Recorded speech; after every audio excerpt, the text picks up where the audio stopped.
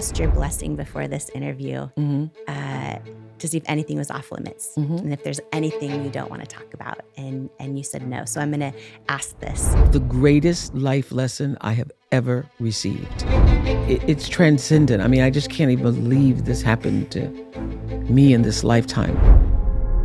That became my grounding teaching for the rest of my life and career.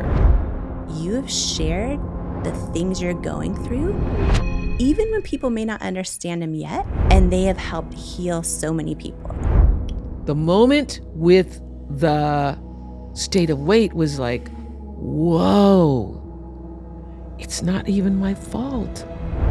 Who else is sharing this? No one else is having this conversation. Drugs and injectables and things that can help with weight management. Are you doing those? Which medication? That's the day I dreamed of like my entire life. Oh my God, I know what that's like. Yeah. I know what I'm that's just like. like, oh my gosh, you know that journey to believe you're actually worthy of something? This is the fanciest welcome sign. You've probably... Welcome Oprah Winfrey, come on in. You ready? Welcome You Oprah ready? Winfrey, Let me hold the come door for on you. in. Nice. The entire time.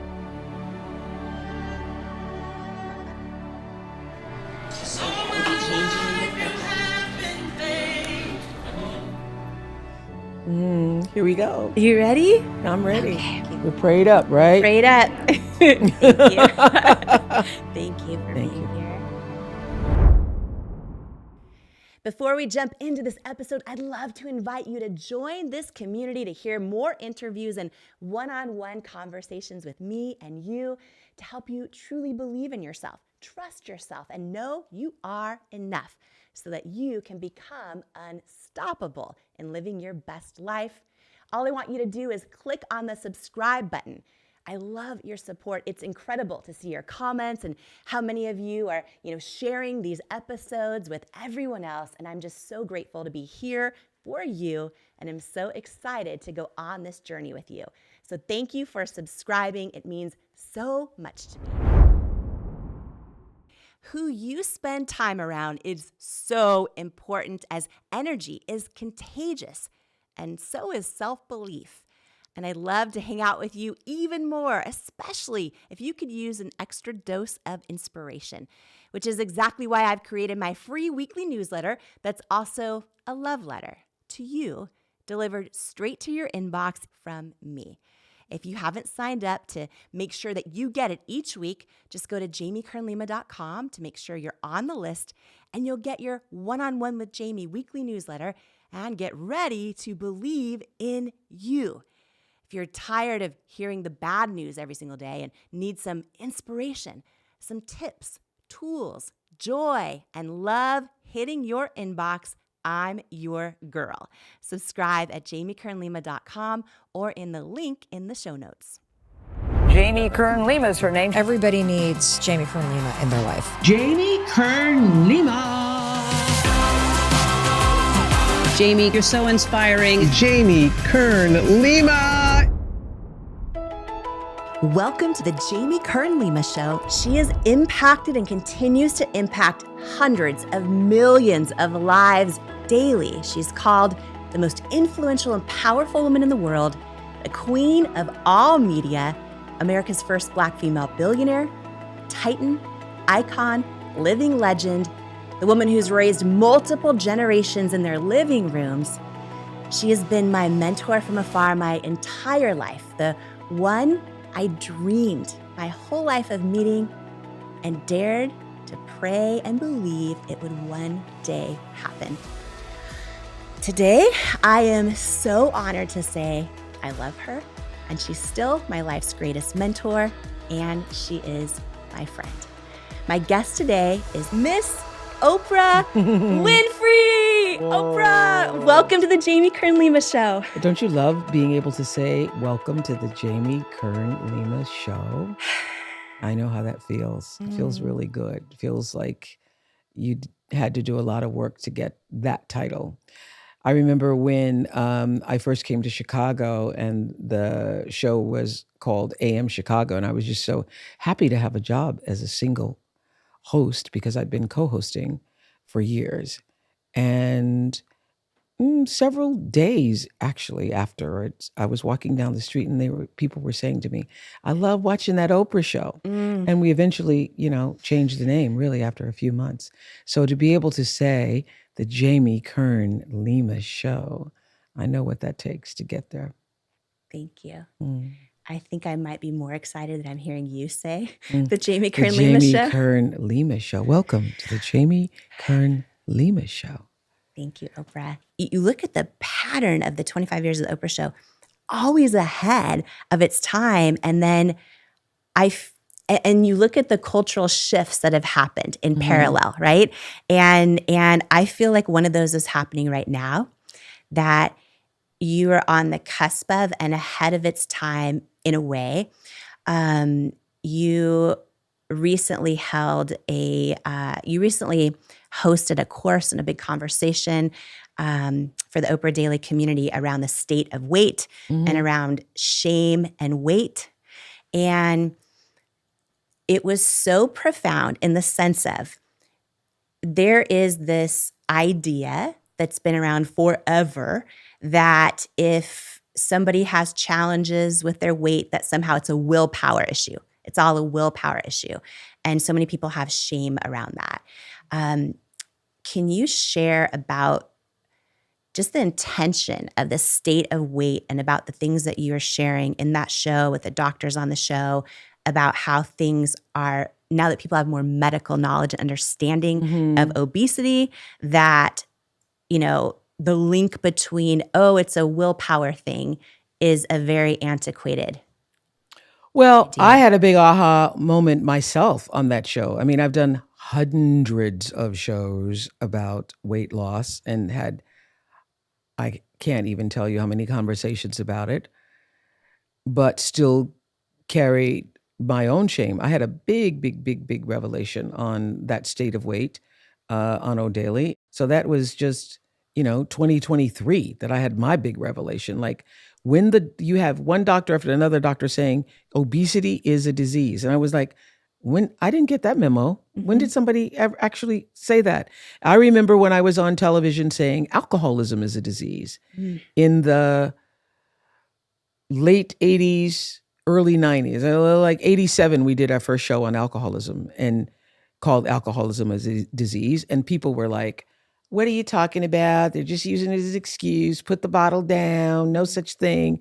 And so I remember trying to convince the masses that people who were suffering from alcoholism or had alcohol issues, needed treatment. It wasn't just you need to put the bottle down and stop it.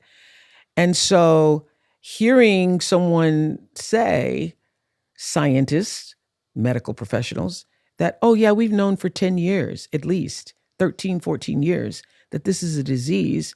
It's like a disorder in the brain. So it just like went click, click, click, click, click, click, click, because I very much understand it for alcoholism, because I've seen it with people who take one drink and they're like gone. I had people in my family who like take 2 sips of wine and they are a different person and literally metabolize it differently. So what I understood from the state of weight that I had not understood for the past 48 years of battling my weight is that there's something in the brain that allows people like myself to metabolize fat differently than other people. And that no matter what I do, I'm always going to go back to the set point that my brain thinks it needs to hold the weight. And that is why, even though I pulled out the wagon of fat and in 1988, and I didn't have a morsel of food for 5 solid months in losing that weight on OptiFast, that 3 days later, I was 5 pounds heavier. And a week later, I was 10 pounds heavier. And that show happened in November. And by the week before Christmas, I remember Don Johnson, of Miami Vice was having a party, and it invited me and some members of my show to come, and I wouldn't go because I thought I was too fat to go. I'd gone from 145 on the day of the show, and I think I was 157 in the course of like a week and a half or two. And the shame started again. The biggest shame was there used to be a man called Mr. Blackwell. Every year would do his list of the people who were in and the people who were out, the people who were well-dressed and the people who were not. And I think it's 1987, Mr. Blackwell did his list, and I was at the bottom of the list, and I was on the cover of one of the magazines. I think it was TV Guide. And I was listed, and the headline was dumpy, frumpy, and downright lumpy. And I was wearing this, what I had thought was a beautiful black dress. Makes me want to cry. Beautiful black dress. Obviously had to have the dress made. And I was, so proud of myself because I'd won the Bob Hope Award. And they took the picture from that, and it was bumpy, dumpy, and downright lumpy. And it was on the cover of all the magazines. Okay. I ingested that. I swallowed it like it was a pill designed just for my body. And I took in all the shame. And I accepted that this thing that people have labeled me with, being fat, being overweight, being unable to control my willpower, not having any willpower, that's my shame. That's it. They're right. They're right. And for 25 years, every single week, in one form or another, there was a tabloid story or some exploitation of my weight. Making fun of my weight was national sport for 25 years. Comedians did it. The best comedians did it. The highest comedians did it. People with their shows did it. It was just accepted that you could make fun of me and my weight. I remember in Living Color, one of the most hurtful things was in Living Color, had done a skit where the woman was doing something and she just kept eating and getting fatter and fatter and fatter. And the comedy bit was that eventually she just exploded. And the whole audience fell out, and the woman was me. It was one of the sisters portraying me, and so, but that was just accepted. That was just a thing that was accepted. So I have borne this weight thing and carried it to the point where I just feel like I'm just recently turned 70, and I'm not carrying it into the next decade. I'm done with it. Was it were you just able to release that shame on O Daily? Like when doctors are now saying, and it's literally medically proven, right? Yeah. There's genes that we carry. So after I heard this conversation,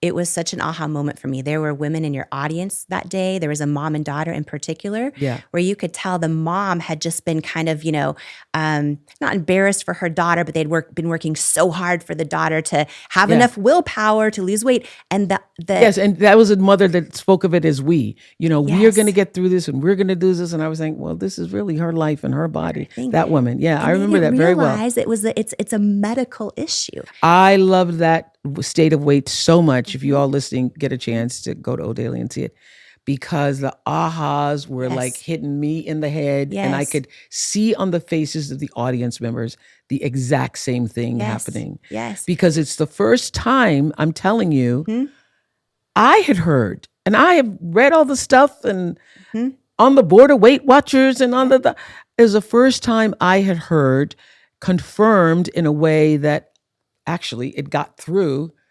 It's not your fault. It's not your fault. And one person after another person in that audience. So it's the first time. You know what it was for me? So the moment with the state of weight was like, whoa, it's not even my fault. all these years, all those diets, all those times I tried, I came back and I tried again and I lost it. I'm climbing up the mountain. I'm suffering. I'm starving. It's not my fault. It's not my fault. Yeah. That was the moment. And that was 2023. I'll get a tissue. To watch you, there's one right here. Yeah. You got it, okay? The moment of watching you have that moment. Yeah. Seeing so many other people in the audience.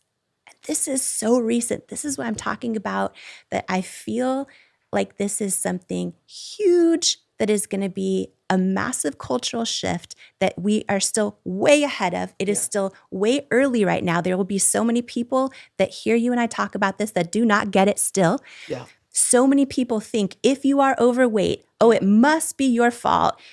All of the things. And to hear the doctors on there say, oh, no, we've known this for a few years. They can pinpoint in your brain the difference. Yeah.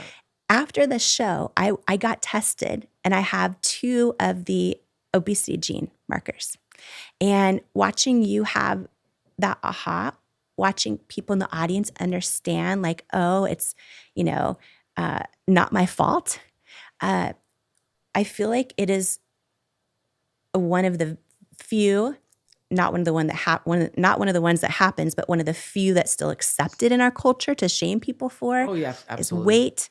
It's still a thing. There's going to be people listening to us right now that are going to be like, yeah, but you don't have to eat all that stuff or do this or do that. To hear doctors say, oh, just like alcoholism is a disease, just like cancer is a disease, right? To be able to pinpoint where in the brain it is. Where in the brain. The difference is you don't have to drink alcohol. You do have to eat. Right. You do have to eat. Right. Well, and now we're in this moment in time where, of course, the importance of eating well and taking care of your health and all of that is important. But there is a whole new world now. And this is one thing you guys talked about in the State of Weight, a whole new world. Weight Watchers purchased a company that prescribes medications for weight loss. And you shared on the State of Weight that you felt like you had heard about them, but that it would be like pushing the easy button or like taking the easy way out if you were to ever do weight loss drugs versus just hiking and working out and trying to do all those things. I did feel that at the time. I felt like I'm the one who has to prove that I can do it. I can, one meal a day and hiking. So I had put myself on a routine after I had knee surgery. First of all, I was on the real drugs, okay, after knee surgery. And they really curb your appetite a lot. And I was in a lot of pain. And also trying to figure out whether or not I was going to ever really be able to walk again. This part is going to change so many lives. I can't even right now. This is going to I'm listening to you, but when I think about myself, I will cry about it. But this is a thing that is so ahead and is going to be so freeing. Like the fact that 91% of girls and women don't love their bodies, that 89% of women miss out on meaningful activities in life because including connection with other people or people they love because they don't like how they look. Like you shared the whole, I was a few pounds heavier and Can't go to the party. Can't go to the party. We wait on our weight. We attach we believe the lie that our weight is our worth. Yeah. And when you think about what has shame around weight already cost you in your life, I mean, and to have this huge breakthrough, this is a huge medical breakthrough in terms of awareness, right? Doctors are saying, oh no, we've known this for 10 years. You're sharing this with the public for the first time. It is ahead of the times. And it is going to and people are still this is the thing that so bugs me about it is if you said we have a cure, when you have a cure for people who have cancer or diabetes or high blood pressure or certainly all the things that being obese causes, leads to hypertension and diabetes and, problems with your joints and all kinds of circulation, inflammation issues. And for people to look at that as an easy way out, even myself, I feel that I was judgmental because I have been so judged. I was judgmental because I have been so judged. I actually don't know anybody who's been more publicly judged about their weight than myself. And I have carried and borne the shame of other people that I allowed, not only allowed, I accepted that what society and Mr. Blackwell had to say about me being dumpy and frumpy and downright lumpy. Okay, it's true. And shame on me for not being able to do something about it. It's what you feel for yourself. I realized in that moment on that State of Weight episode for O'Daly that was a big, big, big revelation for me. It's a huge revelation. And I feel like getting the word out about it, like the quicker that can happen, the sooner people are going to start to heal and to process and to stop attaching their worthiness to their weight and actually realize like, oh, wow, this is actually, you could pinpoint it in the brain just like you can. And my some of the thing other is, if you diseases. are fine with it, first of all, grown up in a different time where you're not ostracized because of it, you can use it and flaunt it and be bold and bodacious with it and accept it. I did not grow up in that time. Yeah. I grew up in a time where there is a condescension. There's a haughtiness. There's a descension that you feel. And everybody who's overweight, been overweight, has stepped in a situation, you know it when you feel it. Yeah. So I think that this is a great moment. I think that this is a seminal moment for people to understand actually the depth of where this whole weight issue comes from. Yes. And particularly understand that it's a disease. Yeah. It's brand new. There are still so many people thinking I need to willpower my way out of it. And it's reinforced by family members, people that maybe have really good intentions but don't know anything else. And even though we are in a time where some people are very, there's a body positivity movement, all of that, you look at the numbers, it is the majority of everyone still has so much shame around their weight, no matter what it's at. And, I asked your blessing before this interview to see if anything was off limits and if there's anything you don't want to talk about. And you said no. So I'm going to ask this because I have just seen every red carpet interview you've done recently, and all anyone is talking to you about is your weight right now and just how in great shape you are. And you have not, despite anyone's questions, you haven't shared if in you in your life, when you say you're doing everything for this level of health and well-being, and you talk about some of the sort of new medical advancements the company Weight Watchers acquired with drugs that and injectables and things that can help with weight management. Are you doing all of those? Well, I will tell you, this is what I'm doing.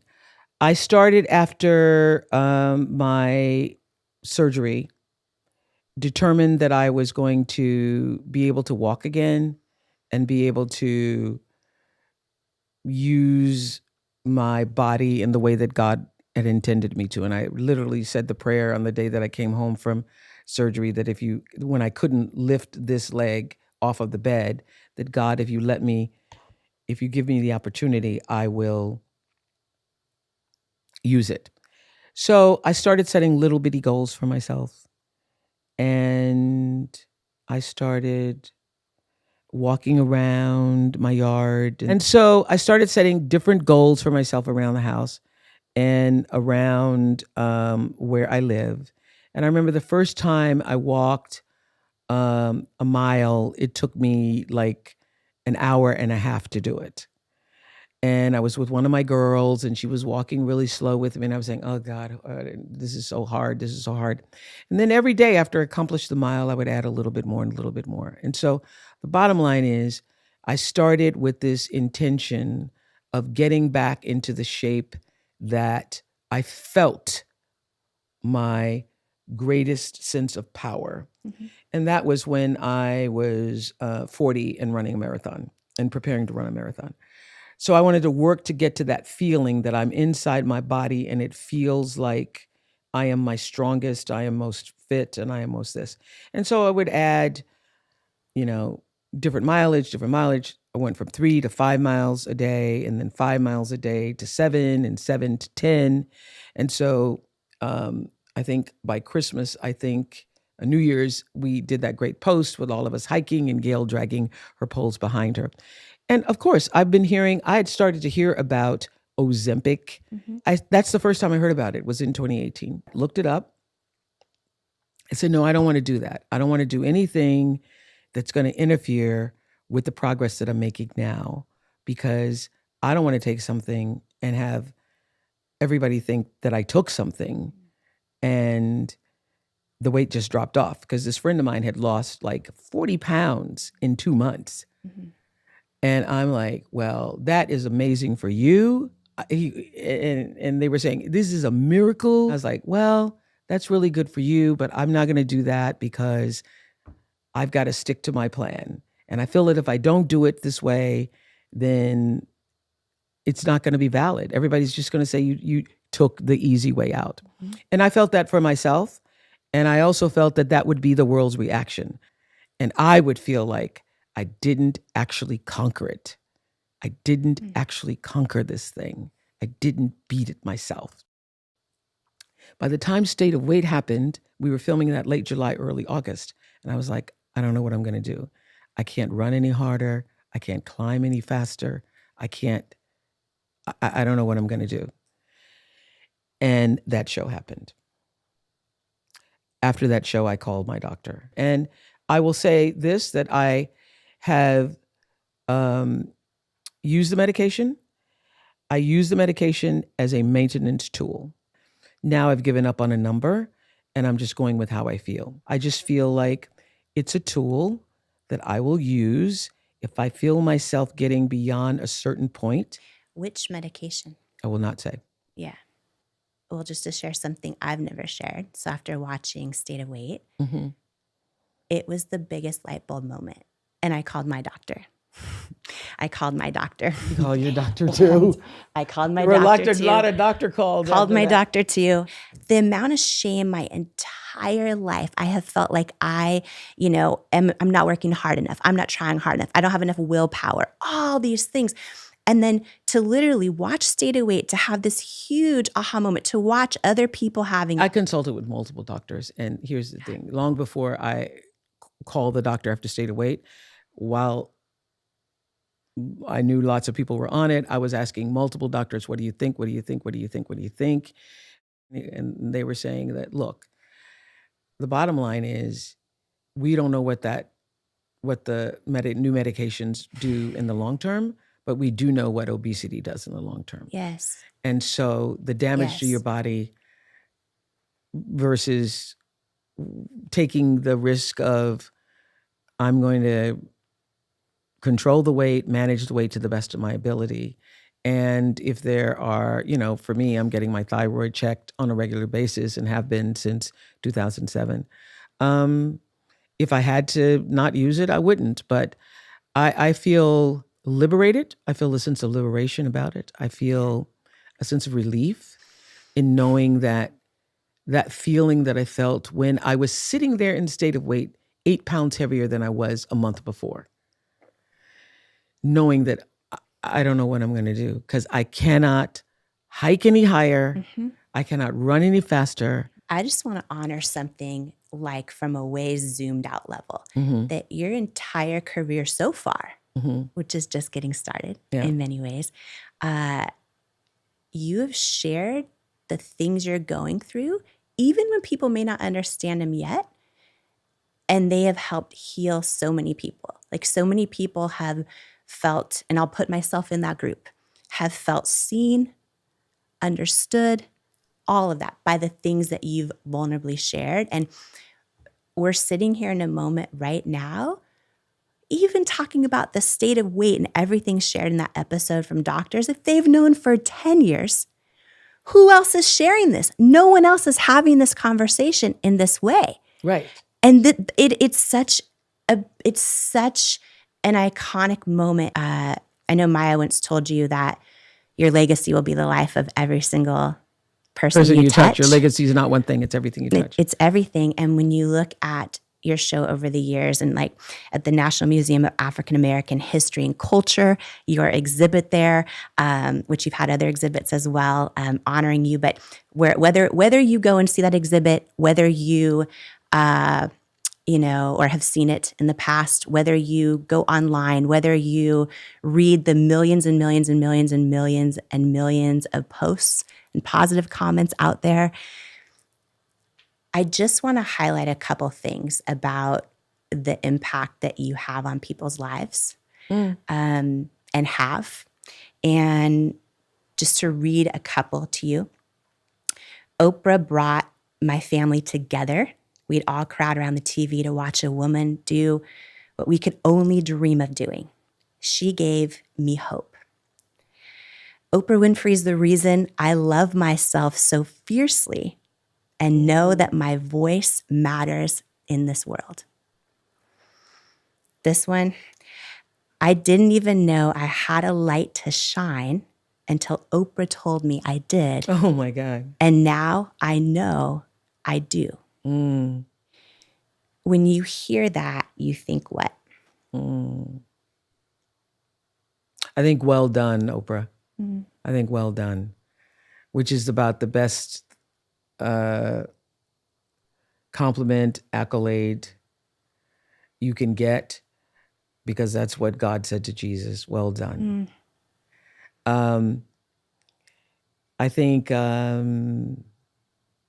that the intention was fulfilled. Every day doing the show, what I wanted was for people to feel a sense of themselves in a way that made them feel better, that made them look at themselves differently.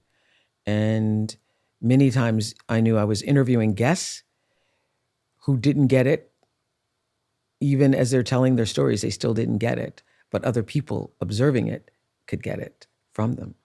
That they could feel and see what the people even telling the stories could not see for themselves. So it feels like a life well lived. It feels graced is what it is. It feels graced. It feels like I did and have been doing what I came to do. It feels that I have been a good and faithful servant. And if this episode added value to you, my only ask is that you share it. Share it with... In life, you don't soar to the level of your hopes and dreams. You stay stuck at the level of your self-worth. When you build your self-worth, you change your entire life. And that's exactly why I wrote my new book, Worthy: How to Believe You Are Enough and Transform Your Life for You. If you have some self-doubt to destroy and a destiny to fulfill, Worthy is for you.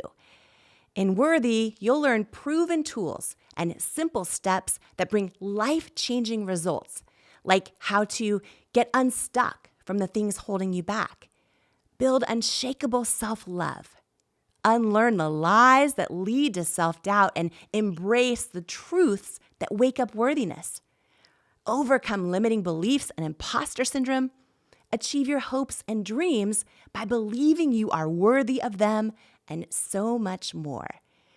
Are you ready to unleash your greatness and step into the person you were born to be? Imagine a life with zero self-doubt and unshakable self-worth. Get your copy of Worthy, plus some amazing thank you bonus gifts for you at worthybook.com or the link in the show notes below. Imagine what you'd do if you fully believed in you. It's time to find out with Worthy. And now more of this incredible conversation with Oprah. You share about how the first time reading the opening line of The Color Purple and feeling seen and heard or understood, I should say. You once wrote a letter to your younger self. And there are so many people who have printed it out, who have read it, who... I don't even remember it. What? No. You don't remember it? Yeah. Okay, hold on. I wrote a letter to my younger self. Okay. I have friends in my life who have this printed out. Wow. Let me share it with you. So make sure you're familiar with that, because what I'd love to ask you, for maybe the people out there who just need to feel less alone and more enough, can you read that? Oh, dear beautiful, this is Oprah's letter to her younger self. Dear beautiful brown-skinned girl, I look into your eyes and see the light and hope of myself. In this photo, you're just about to turn 20, posing outside the television station where you were recently hired as a reporter. You're proud of yourself for getting the job, but uncertain you'll be able to manage all your college classes before 1 and arrive at the station by 1:30 for a full day's work. Even so, your biggest concern is how to manage your love life with Bubba. Yes, you are dating someone named Bubba. On this day, you've brought him to the station to see where you work, hoping he'll be proud too. He seems less than impressed. The truth is, he's intimidated. You don't know this though, because you can see yourself only through his eyes. A lesson you will have to learn again and again, to see yourself with your own eyes, to love yourself from your own heart. Well, this is good. I forgot I wrote this. You have spent too many days and years trying to please others and be what they wanted you to be. You will have to learn that the wounds of your past, rape, molestation, whippings for stepping out of place and not being allowed to show anger or cry afterward, damaged your self-esteem. Yet through it all, you've held on to a belief in God and God's belief in you. That will be your single greatest gift, knowing there is a power greater than yourself and trusting that force to guide you. The trajectory of your life changed the day you answered the call from Chris Clark, the news director at WLAC-TV. Your response was ignited by the words of your then favorite Bible verse, Philippians 3:14. I press toward the mark for the prize of the high calling of God in Christ Jesus. Knowing there is a high calling is what will sustain and fulfill you. From where I sit now, viewing your journey, there are few regrets. Only months before this picture was taken, you wrote a poem about a woman becoming. Even then, you understood that success was a process and that moving with the flow of life and not against it would be your greatest achievement. Love you deeply, Oprah. Oh my God, I should keep this for myself. I forgot I wrote it. I do so many things, may I say. Celebrating your 70th birthday now, if you were to add a PS to that letter, is there anything that you would add? My PS would be continue. The poem that Maya wrote for me on my 50th birthday, which you can Google right now, is called Continue. And she wrote those words for me as a gift to me because she said, babe, I have nothing else to offer you but my heart and my words. And she said, my prayer is that you will continue to astonish a mean world with your kindness. And that gratitude will continue to be the pillow upon which you kneel. And that is the essence of my life, to try to continue to astonish this mean world that seems to get meaner every day with my kindness, with my open heart, with my understanding and knowing that my kindness is an extension of the source's kindness, that all of my grace and all of that I can offer comes from that which is God, and God is the all. And so I just want to continue that. I feel like I have nothing left to prove. I feel like that being released from the weight gain and the weight game has allowed me a different kind of freedom inside my body and inside myself. Because one of the things that I recognized with this, with carrying the weight, is how much energy it has taken up in my life. How much time, how much energy, how much self-berating. And the difference in moving through the world and choosing to wear and be in clothes that make you feel like you want to go someplace or do something or be a part of something, rather than just wearing what's going to fit. What can you fit into, as opposed to what feels fantastic, is liberation, is a relief, is another way of being in the world.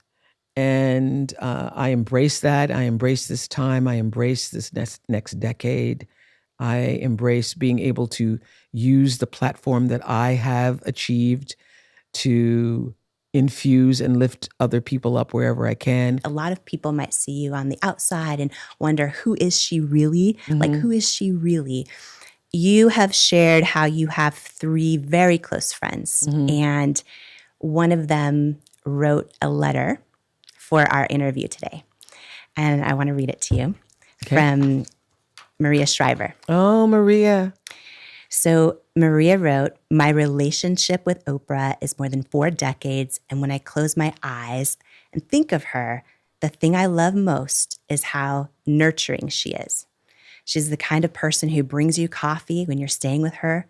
She puts a little book on your bed that she thinks you will like. She's always really nourishing and nurturing in a maternal way, really, in such a loving, gentle way. I love being in her company because we laugh unbridled. It's just filled with laughter. We can say anything to one another, and I just cherish her. I cherish how gentle she is. And so our friendship's very loving, it's very nurturing and soft, and I don't think either one of us get that in many places. I see the little girl in her, and I think she sees the little girl in me." Maria, I just saw her yesterday. And actually, I sent her a note after we hugged, and she was walking down the hall and walking away. And I just said, "You're the most gracious, loving, giving person. And anybody who doesn't see that and love that is not fully human." So anyway, I think I appreciate that from her. What do you think she means by that? You see the little girl in her, she sees the little girl in you. Because we both understand where you've come from and what happened to you. Yes. That space carries you forward in life. Yeah. And she sees the Mississippi in me, and I see the Massachusetts in her. And I see that being in that family where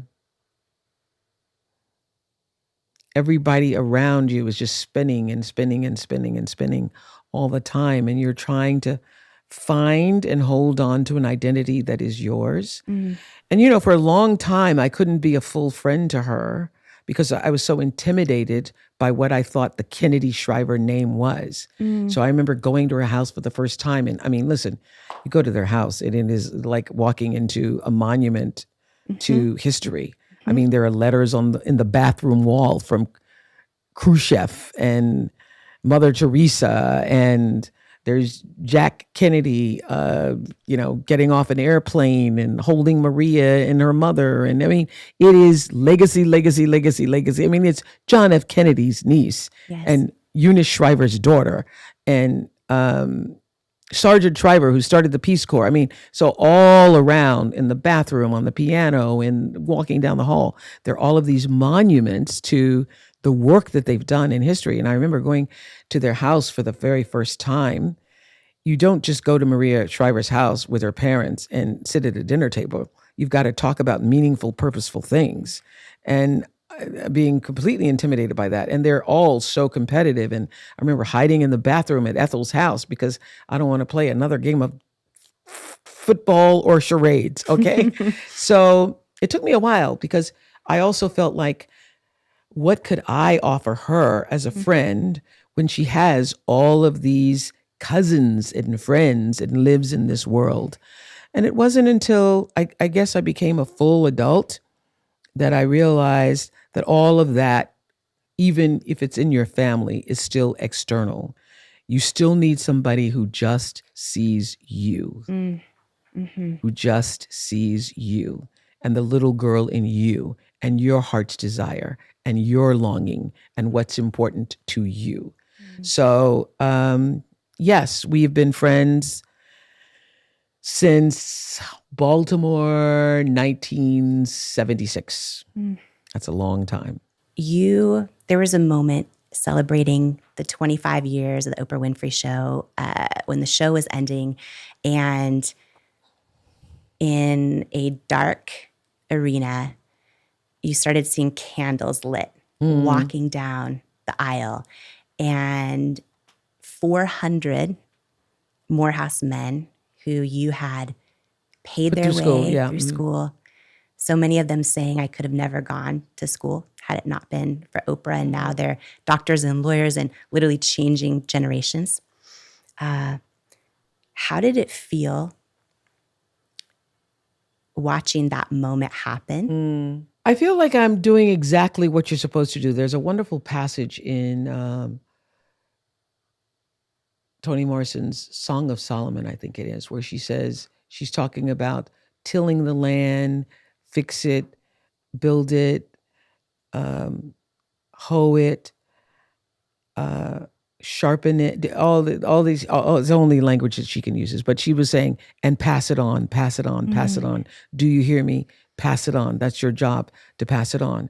And so I feel that for each of us, first of all, your gift, my gift, anybody who's listening to us, watching us, your job is to do that, not just for yourself, but as an offering to the world. And when you shift the seeing of what you do as an offering to what you can give, everything changes. Everything about that changes. So I've done the thing that I needed. I offer that to somebody else, and it comes back to me 100-fold. I mean, we were speaking earlier about why do I think I am where I am in life. Number one, because of the intention to do well, and to do well by that audience that I served. And I saw myself as serving the audience, not performing for them, but as serving them. That intention for every one of those members of the audience, the millions of people, has come back to me a millionfold. And that's the way life works for everybody. That's what's happening. What you're putting out, the energetic, vibrational force field is going out, whether that's anger or sadness or confusion or depression or mistrust. And you can't say you believe and you trust and then go back to mistrusting.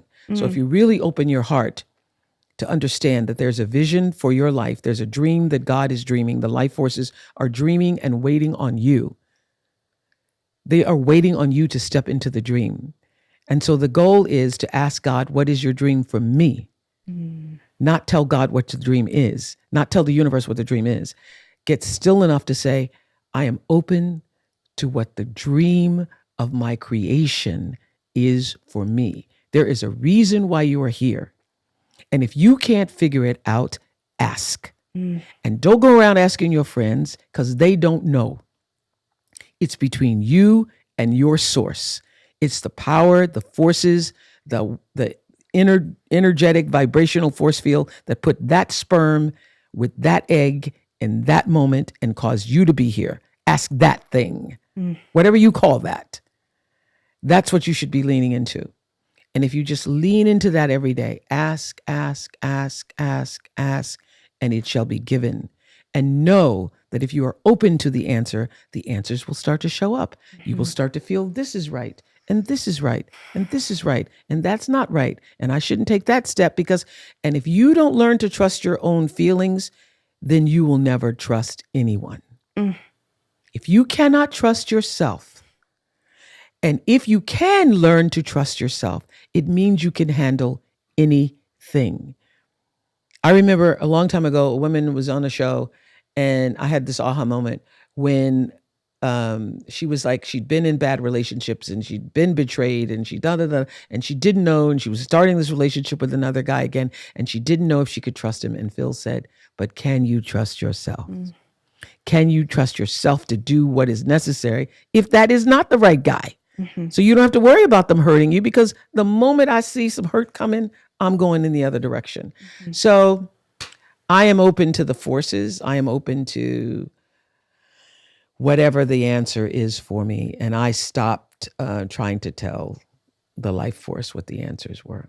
And so I live the answer. I live the answer that you hear, not the one you want. I live the answer that I hear, not the one I want. My conversation with Oprah is just getting started. If you loved this episode, get ready for part 2.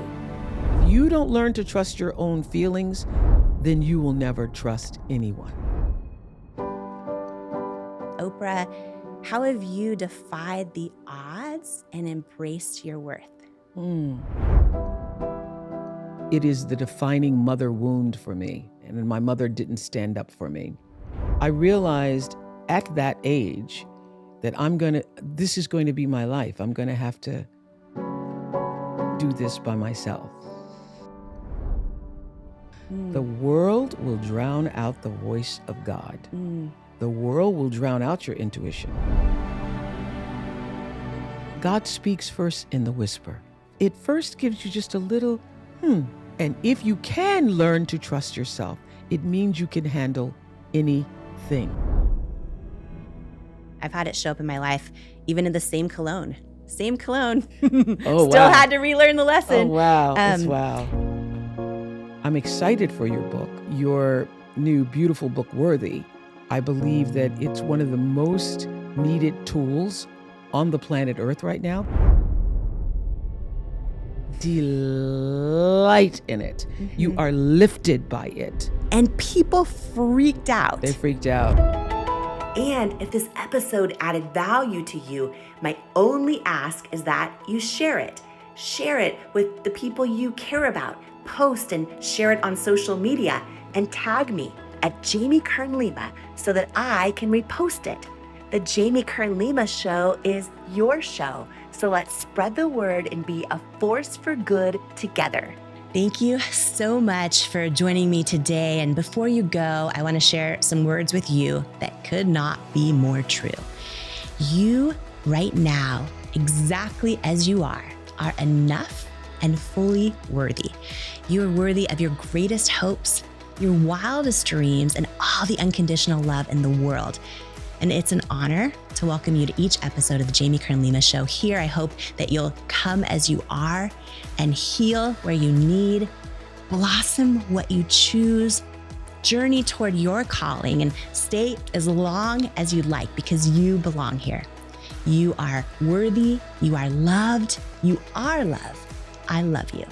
And I cannot wait to join you on the next episode of the Jamie Kern Lima Show.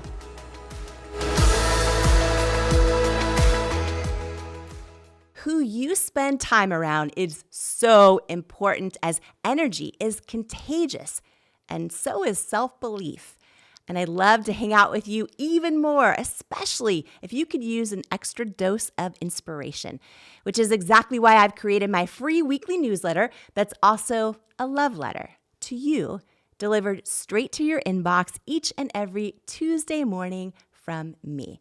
If you haven't signed up to make sure that you get it each week, just go to jamiekernlima.com to make sure you're on the list, and you'll get your One-on-One with Jamie weekly newsletter and get ready to believe in you.